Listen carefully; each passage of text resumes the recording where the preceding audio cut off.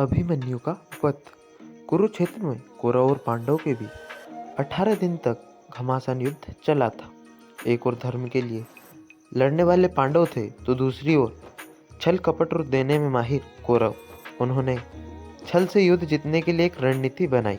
उनकी योजना थी कि वो अर्जुन को युद्ध में उलझाकर चारों भाइयों से दूर ले जाएंगे और फिर युधिष्ठिर को बंदी बनाकर युद्ध जीत लेंगे। अब युद्ध वाले दिन कौरव सेना की एक टुकड़ी अर्जुन से युद्ध करते हुए उन्हें रणभूमि से दूर ले गई। वहीं गुरु द्रोणाचार्य ने युधिष्ठिर को बंदी बनाने के लिए चक्रव्यूह की रचना की, जबकि पांडवों में सिर्फ अर्जुन को पता था कि चक्रव्यूह को कैसे तोड़ना है।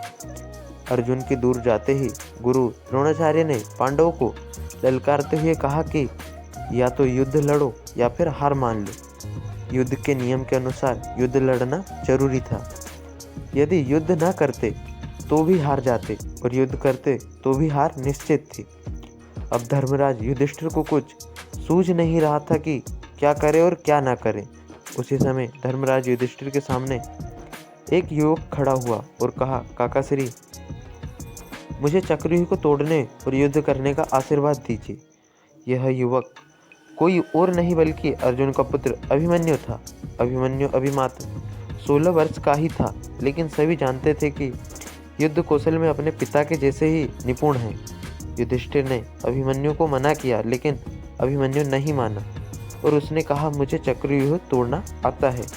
जब मैं अपनी माँ के गर्भ में था तो पिता ने माँ को चक्रव्यूह तोड़ने का तरीका बताया था। बस तभी मैंने इसे सीख लिया था। मैं आगे रहूँगा और आप सब मेरे पीछे पीछे आइए। हार मानकर युधिष्ठिर ने अभिमन्यु की बात मान ली और सभी युद्ध के लिए तैयार हो गए।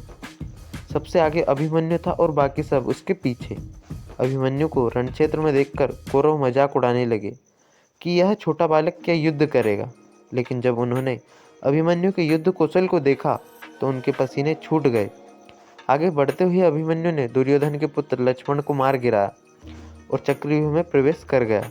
उसके चक्रव्यूह में प्रवेश करते ही सिंधु के राजा जयद्रथ ने चक्रव्यूह का द्वार बंद कर दिया ताकि चारों भाई चक्रव्यूह में प्रवेश ना कर पाएं। अभिमन्यु आगे बढ़ता जा रहा था। उसने एक एक करके सभी योद्धाओं को हरा दिया, जिनमें स्वयं दुर्योधन, कर्ण और गुरु द्रोण भी शामिल थे। किसी को कोई उपाय समझ नहीं आ रहा था। तभी कौरवों ने सभी महारथियों ने एक साथ मिलकर अभिमन्यु पर हमला कर दिया। किसी ने उसका धनुष तोड़ दिया तो किसी ने रथ। इसके बावजूद अभिमन्यु नहीं रुका। उसने रथ का पहिया उठाकर युद्ध करना शुरू कर दिया। बड़े बड़े महारथियों ने के साथ वीर अभिमन्यु अकेला लड़ता रहा, लेकिन वह अकेला कब तक लड़ता। अंत में सभी ने मिलकर उसकी हत्या कर दी और अभिमन्यु वीर गति को प्राप्त हुआ।